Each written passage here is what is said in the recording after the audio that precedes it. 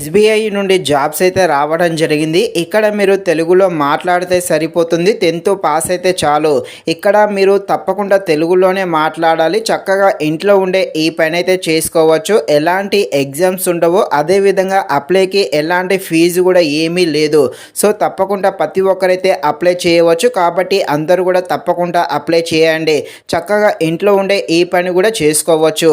ఇక ఈ జాబ్ యొక్క రోల్ ఏంటి, మీరు చేయాల్సిన పని ఏంటి, ఈ జాబ్కు ఎలా అప్లై చేయాలి, ఇలా అన్ని విషయాలు ఈ వీడియోలో క్లారిటీగా మాట్లాడుకుందాం. మీరైతే ఈ వీడియోని స్కిప్ చేయకుండా ఎండ్ వరకు చూసేసి ఇంకా ఎవరైనా మన ఛానల్ని సబ్స్క్రైబ్ అండ్ లైక్ చేయకుండా ఉంటే ఇప్పుడే మన ఛానల్ని సబ్స్క్రైబ్ అండ్ లైక్ చేసి కాస్త నాకు సపోర్ట్ చేసేయండి. ఇక ఈ జాబ్ అనేది ఎస్బీఐ ఇన్సూరెన్స్ డిపార్ట్మెంట్కి సంబంధించినది. ఈ జాబ్లో జాయిన్ అయ్యాక మీకైతే కొందరి కస్టమర్ కేర్ అంటే కొంతమంది కస్టమర్స్ నెంబర్ అయితే ఇవ్వడం జరుగుతుంది.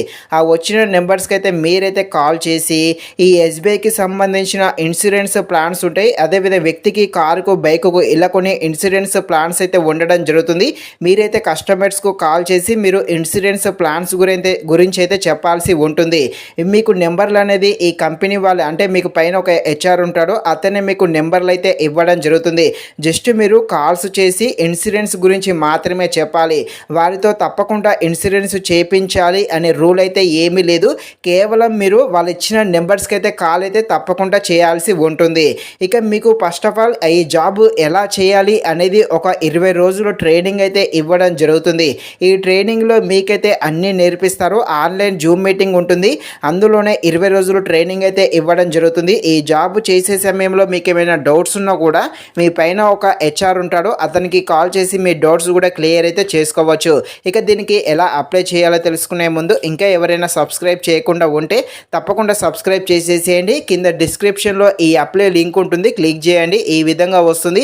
కొంచెం పైకి స్క్రోల్ చేయగానే ఈ విధంగా మీ డీటెయిల్స్ అడుగుతుంది. ఇచ్చేసి సబ్మిట్ అయితే నొక్కేసేయండి.